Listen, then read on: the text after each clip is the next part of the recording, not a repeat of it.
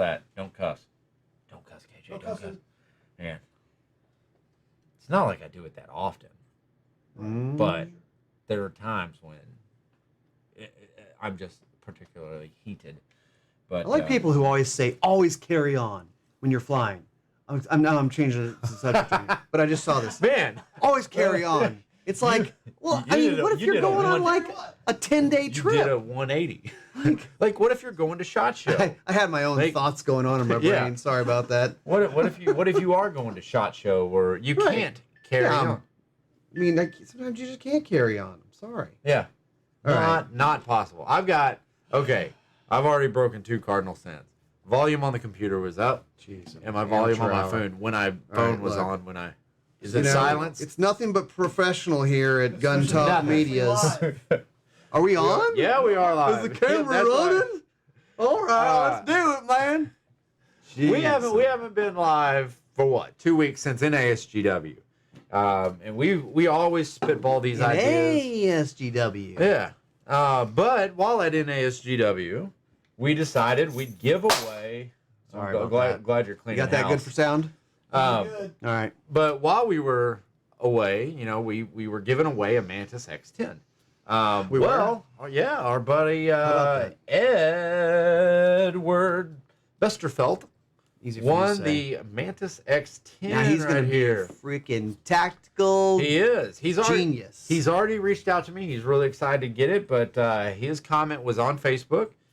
There's no real scientific way we pick the winner. We add up all the comments and number them, and then I yell out into the office next door, Ryan, pick a number. Dave Workman, what up? Yeah. Huh? See, you're wearing proper. Yeah. Yeah, that's nice. I like it. And he's trying on a new shirt. Yeah, it's a poncho shirt. Poncho Outfitters. Yeah. But comfortable shirt. But Edward, with his comment, sounds like a great tool to not only improve performance, but also provide a real way to compare your performance with different firearms and concealment methods. Absolutely. This will do it. How about that? The X10 is a great way to do that, and you can test it out over a wide variety of guns. But congratulations, Edward. And I'm going to make a magic swap here. And this week, yeah, look at that. Sound effects. This week, we're going to go with a tac shield kind of holster pack, Molly design for your tactical pack. Let people know that you're tactical. Yep, you're the tactical guy. Here's a handheld light pouch and a... could be a small mag pouch. Yeah, could be. A knife pouch. You're not going to fit a tourniquet in there. Screwing you up. But a little utility pouch. I've been working with these tac shield pouches on my kind of everyday backpack, if you will, my travel pack. It adds a little bit of storage space, compresses everything down into nice bite-sized morsels. So, but anyway, that's this week's. All you got to do, comment. That's all you got to do. Comment. Let us know what you're thinking out there. You're monitoring Facebook comments. I'm monitoring the Facebooks. I'm monitoring YouTube comments. I'm Mark Zuckerberg. Yeah. He's watching. You know he's watching. Oh, yeah. Watches everything. So, First Person Defender. You guys may have heard of it. It's one of our shows. It's we're very proud of it. It's got like 100 million minutes watched on YouTube, which is kind of neat. That is cool. One of the things about First Person Defender is this is a training show, training entertainment. It's not real life? It's not real life. There aren't actual people getting shot. We get these comments sometimes. We're like, you didn't even shoot anybody for real. I'm like, yeah. Yeah. Yeah, why are they wearing masks? Yeah. So we thought we'd do a little behind the scenes for you. We're bringing back a guy who was on this season, Boyd, and his episode is past 200,000 views now. People like to argue about what Boyd shoulda, coulda, woulda done, and that's part of the benefit of the show, really. Absolutely. And it's some of his takes are interesting. He addresses a lot of the comments that you guys left. We called out some specific comments that were pretty interesting and kind of a broad view of what everybody thought of his scenario and how he did. So we spoke to Boyd, yesterday? Yeah. 2 days ago? 2 days ago. We spoke to him 2 days ago, but it's a long video, guys.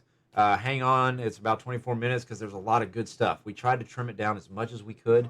But we will be monitoring comments. Yes. So thanks, Michael, for the reminder. But we're going to monitor your comments. We'll answer them as you guys are going. We'll interact with you guys.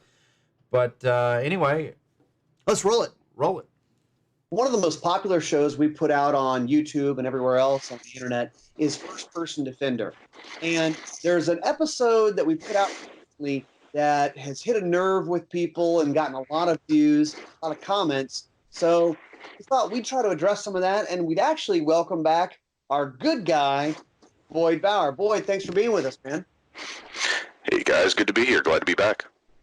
Yeah, I mean, so people don't know how FPD works.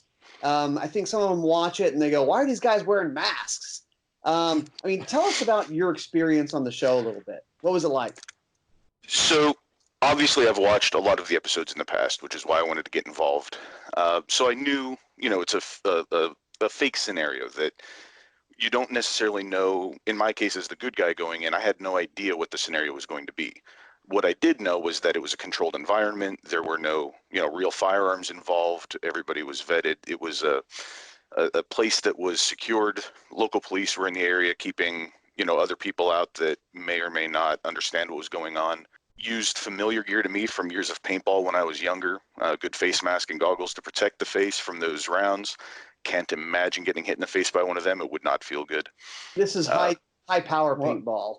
Right. Right. It was a lot of what I expected in that sense, in terms of safety gear, making sure that we were taking the precautions that we had to take. But the flip side of that is all of that gear being on put me in a little different mindset than I otherwise would have been. So instead of the normal condition yellow, I was more of a burnt orange. Yeah. Well, I think a lot of folks really, they look at the show and some comments that we did get on this episode were, what paintball mask are those? Or you guys aren't wearing the proper equipment for simunitions. And I think that's one thing that needs to be cleared up, that these weren't simunitions. We're using T4E, high powered paintball. It's high power paintball. So yeah, just to give a little behind the scenes background of this, we've used simunitions in the past. We've used Force on Force brand. We've used UTM in cases. This go around, we are using the T4E stuff, and they have a variety of projectiles, paint marking like paintballs, as well as rubber bullets, depending on where we are. And, we're trying to do this not in a shoot house. We do some episodes in a shoot house, but sometimes we're looking for a little bit more reality. And so when we said we're at a restaurant, Boyd, we were really at a restaurant, right? Yep. It was a cute little place, actually, right on the end of the river there in Louisiana. A place I've never been. It was my first time down there, but it was beautiful. Nice little seafood joint, and a place that if I was there under other circumstances, I'd probably want to actually go eat at. Yeah, it helps to make people feel like they're really in the scenario. If we put you in a restaurant or a grocery store, instead of saying that, well, this is going to represent one. Yeah, go there in your mind, and we really try to make it as real as possible, because you could see yourself eating at one of these restaurants.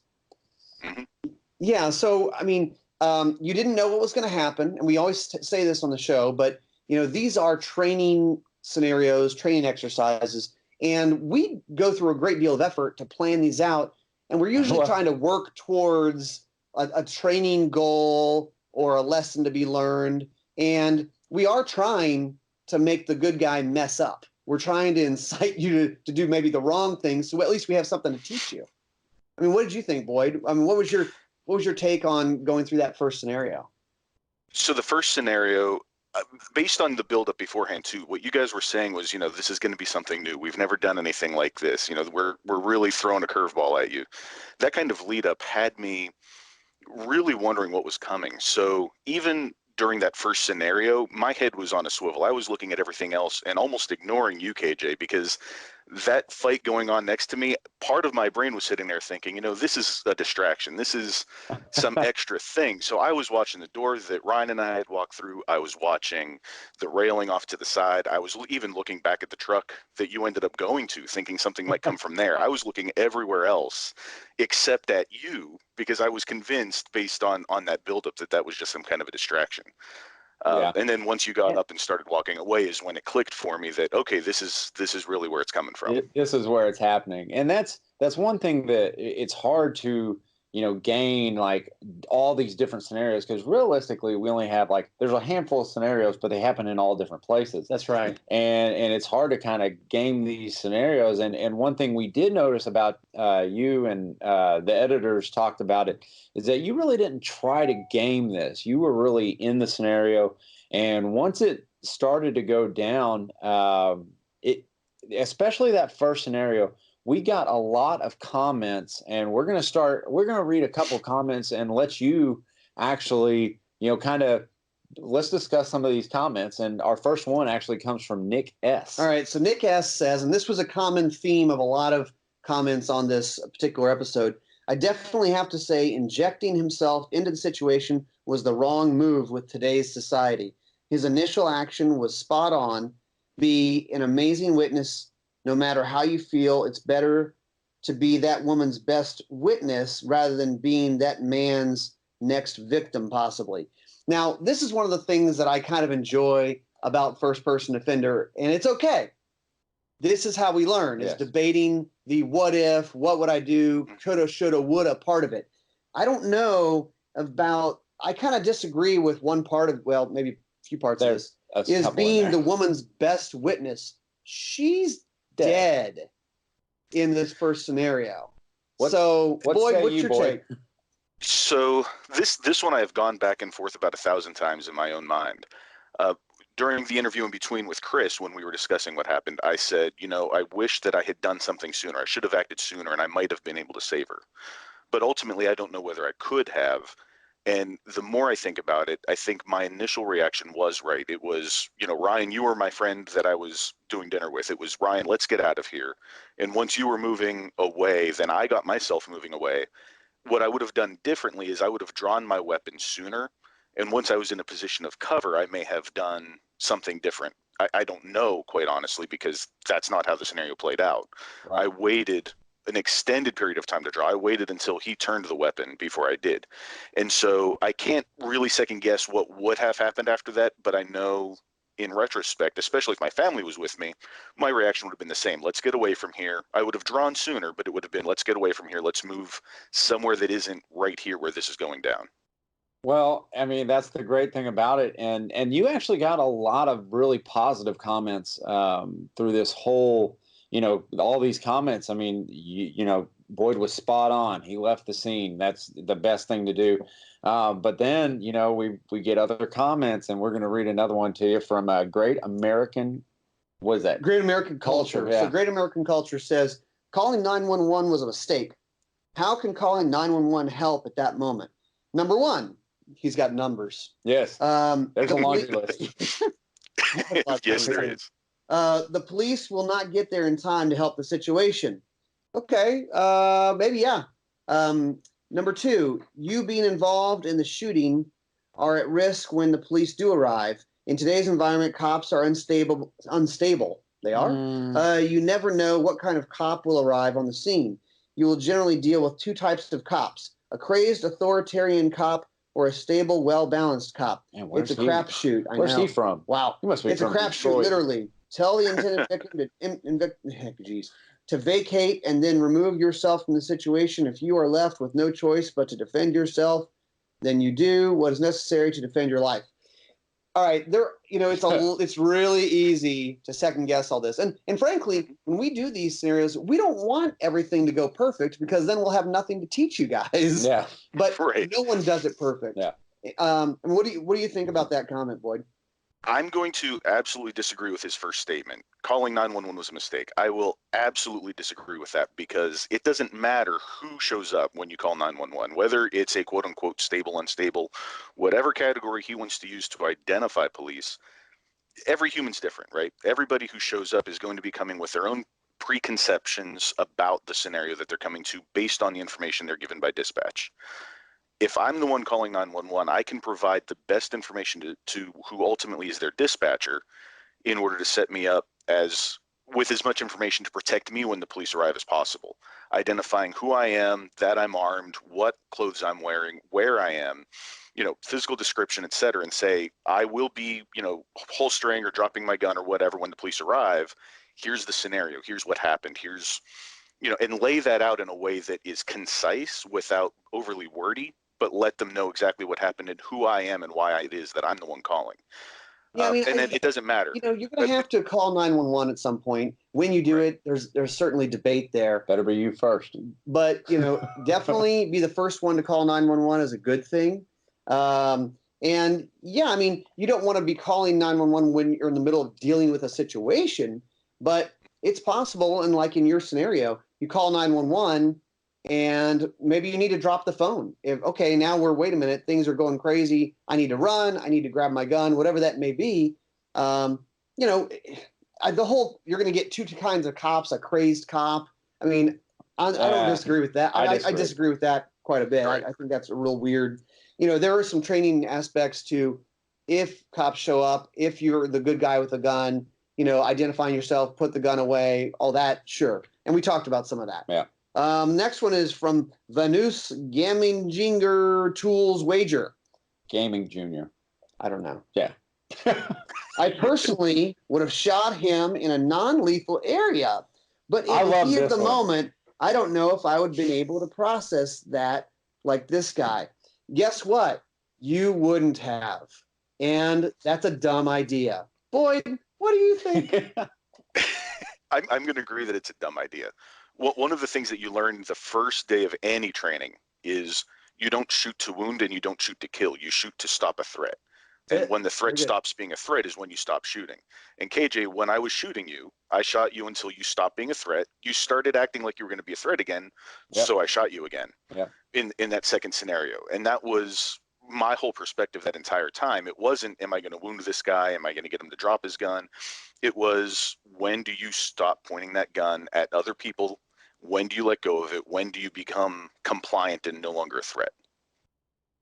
Yeah, I completely agree with that. And I think, we saw in some other scenarios where, it was 1-2 shots and like, oh, I'm done, right? No, it's not. Anytime I hear someone say, you should have shot him in a non-lethal area, shoot him in the leg, shoot him in the arm, it just tells me you don't know what you're talking about. You've never done any real training, and we can move on from your comments because you don't know what the hell you're talking about. Next, SRT Hellcat.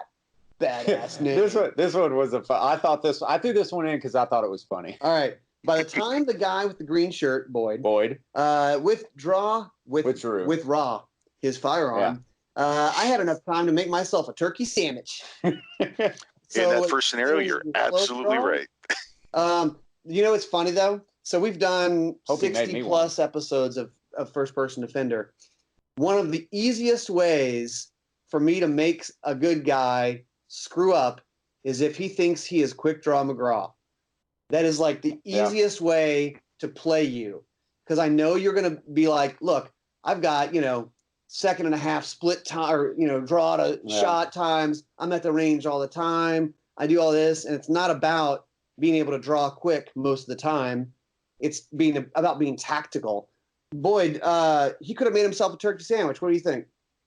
No, he's right. That first time around, I did not draw until he started changing from being pointing at self to pointing at her. And it was at that moment when I decided to draw. And he's absolutely right. There was a lot of time that passed in there. And one of the things that Chris went over with me was once I started drawing, I should have been dropping the phone. And I didn't do that in the first scenario.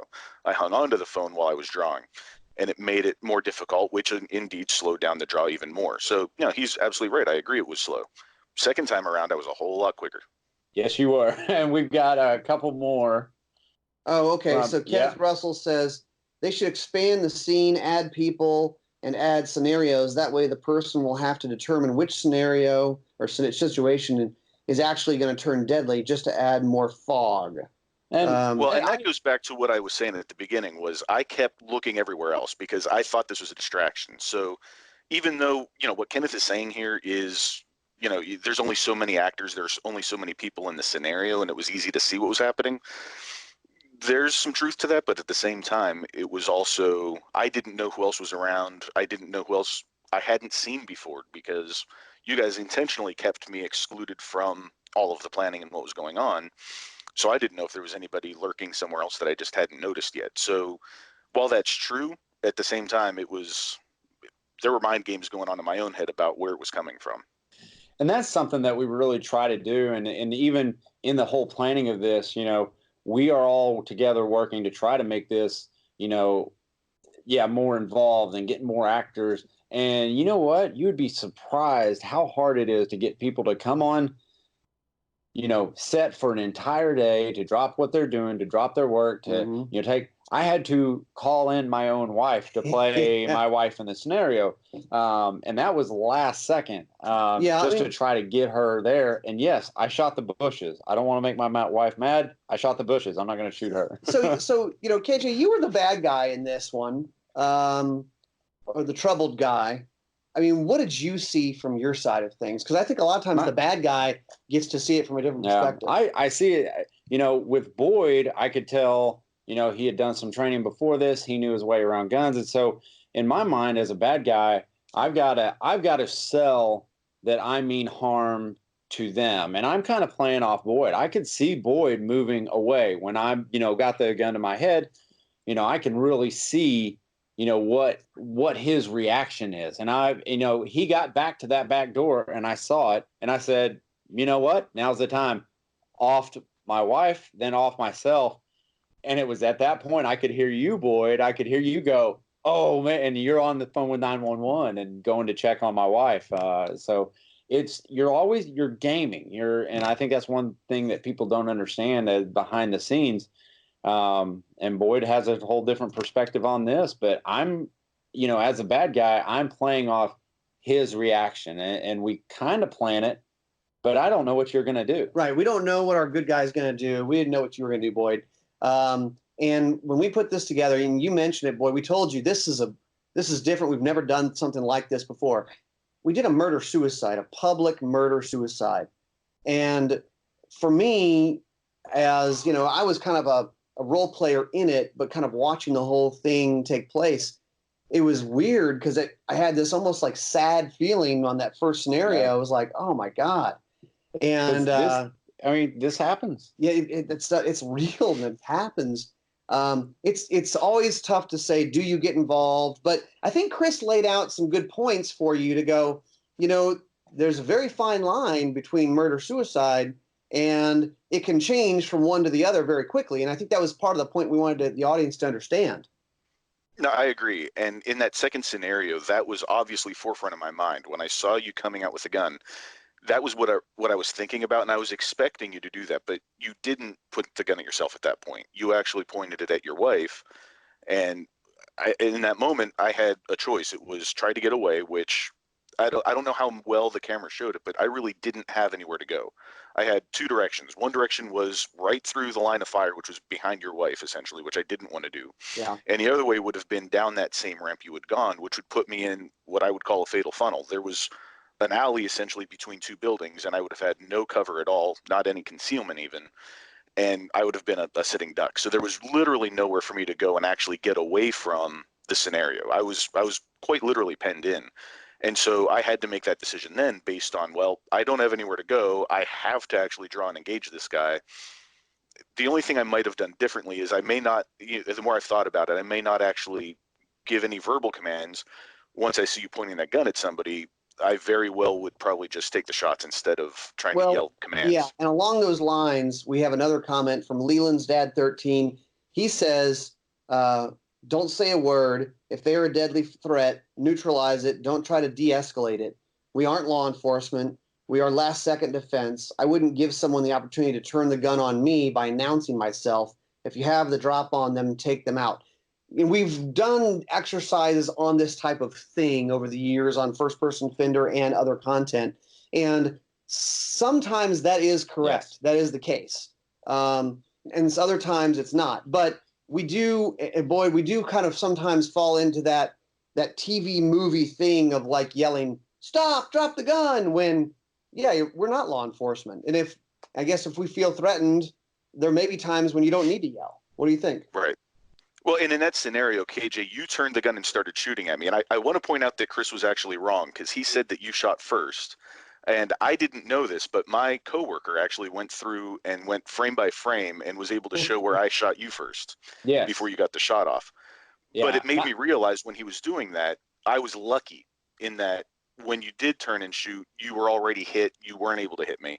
But it was foolish for me to give you that much opportunity. And what would have stopped you from shooting her since you were already pointing the gun at her anyway? If I'm engaging you for the sake of ensuring that you are not going to hurt me or anyone else, I need to engage immediately. And it was quite literally foolish in retrospect for me to give those commands. And that's one thing, and that's the only reason I turned the gun to you, is because I heard the verbal command, and that took my attention now away, thinking, okay, there's someone else. And when I turned and pulled the trigger, what a lot of people didn't see is the after the fact. Chris was saying, well, I think he got a shot off, and we went and looked, and you could see, and it wouldn't have hit you, but still, yeah, that's the only time I turned the gun was when I heard that. So I started turning, and you had already put one in me. And when we do first person Defender, yeah, it's a TV show. It is meant for entertainment. It's a little bit of training, but not as much training as it is to make people think and consider the options. And I think sometimes we run these scenarios, and it's kind of like it's a test. It's well, what if I did it this way? What if instead of getting up and moving, what if I stayed seated and drew without him seeing me? What if I didn't issue any verbal commands first? And we don't necessarily know what is the right way. It's kind of a test of what's the right way. And I think when you're in the scenario, you know what you're going to do, maybe a little bit better, or maybe what you wouldn't do. So Boyd, you're a couple months removed. Mm-hmm. So what are your takeaways, and what have you changed in your day-to-day life to kind of, change your thought process about what you went through? So the two big takeaways for me, one is when I'm in public, which fortunately this doesn't happen often, but when I'm in public and I hear arguments and things that seem like they're escalating, I'm not sticking around anymore. It used to be that I would just go about my business, whatever it was, and just, try to ignore if I was by myself. If my family was with me, I'd probably think a little differently. But now, whether family's with me or not, we're leaving the area. If there's something like this going on, we don't need to be here for it. We're just going to get away before anything possibly could happen. Because that was one thing I never really thought through, and that was, I think, one of the points of the episode was get people thinking about those types of scenarios. But then the other takeaway for me was that how do I become proficient at drawing in different positions? So I've bought a BB gun powered by CO2 that is identical to the firearm I carry every day, M&P. Okay, cool. So I have an M&P BB gun, and now in my garage I actually have a cardboard set up, and I'll put a chair in the garage, and I'll draw from different positions and draw and take a shot, draw and take two shots on a piece of cardboard. Just something I can do a little bit here and there that isn't necessarily requiring me to get out and get to the range when I don't otherwise have time. It gives me that little bit of unique scenario. And you talked about putting a chair there, and if you have a BB gun in the garage, you're able to practice stuff that they would never let you practice at a shooting range.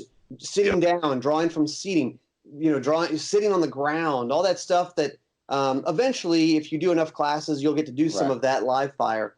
But that's a great idea. I mean, get a replica BB gun and get some trigger time that way.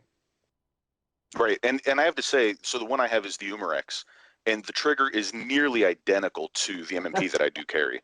It really does a phenomenal job replicating that real scenario, and the value I've gained from doing that and just getting a shot or two on target from different positions, moving and everything else is huge.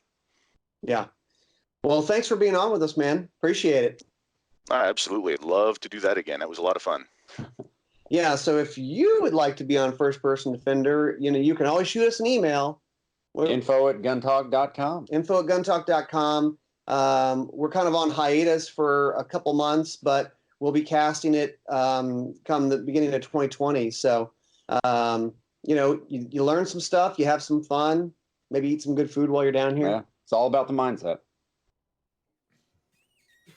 Video was so long, I ran out, got some Sonic, and came back. Milkshakes. Oreo milkshakes are great. So good.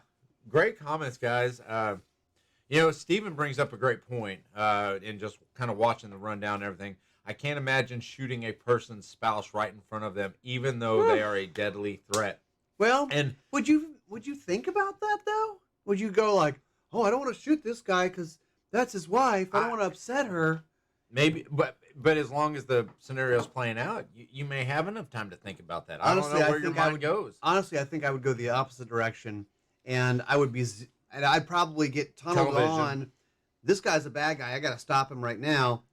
But I will say, a lot of people said don't get involved, and that is certainly a consideration for the purposes of our show. We want them to get involved. Absolutely. But there are times, and I think sometimes people come on the show, and they kind of feel like they got to get involved because I'm like, we've geared them up and all this stuff, which we never tell them they have to get involved. I didn't get dressed up for nothing. That's right. I didn't come all this way to not shoot somebody. But Greg Lappin, one of our trainers, he talks about these scenarios a lot that he used to see when he was in law enforcement. Is that as soon as someone gets involved in a domestic, the partner that was they were fighting with, all of a sudden now it's 2 against 1. A lot of times that's true. They're still a team. No matter how badly you want to separate them, but I mean they're still a team. Yeah, and we were talking about this, discussing it in the room here as it was playing, and really FPD, the training that you get out of it is the thinking part of it while you're going through the scenario, and we try to give them those. I'm not sure what to do if it's easy. And it's like, there's the bad guy. Now I'm going to shoot him. Win. Everybody high five. Well, that's what do you get out of that? You don't get anything. So he's, we're trying to make him have to make a decision, and we hope the audience kind of has that same experience. Yes. Stan, he chimes in and he says that he's gotten to the middle of a domestic working bar security. Learned a valuable lesson. The female jumped on my back after getting the male off of her. So that happens all the time. Ask any law enforcement person and they'll go, "Oh, domestics. No, I don't want any part of that." So anyway, that's kind of we wanted to hit on that, and don't forget, each comment you guys leave gives you a chance to enter to win the Tax Shield pouch giveaway, and we'll have that announcement next week, and we'll keep these going. We're gonna reach out to some of our participants and kind of interview them, and you guys go back and watch those videos. But newsletter went out this week, leading up to like Black Friday and Christmas and all that stuff coming. We're going to be launching a lot of affiliate stuff, a lot of specials that gun companies are running. So check that out. I won't lie, today's newsletter is kind of special for me because I recap my son's first deer that he shot a couple weeks ago. Awesome. He started off too good. Yeah. Too easy. Nice deer. He had a pretty decent little hunt. Also, this Friday, we have a new giveaway launching. It's a big one. Guns, optics, ammo, all kinds of stuff. So it's ridiculous. It's ridiculous. So get the Gun Dealio app. You can find out about it that way. Sign up for the newsletter. Subscribe to our channels here, please. And that's about it, huh? Yep. For the good word. All right. See you later. Epstein didn't kill himself.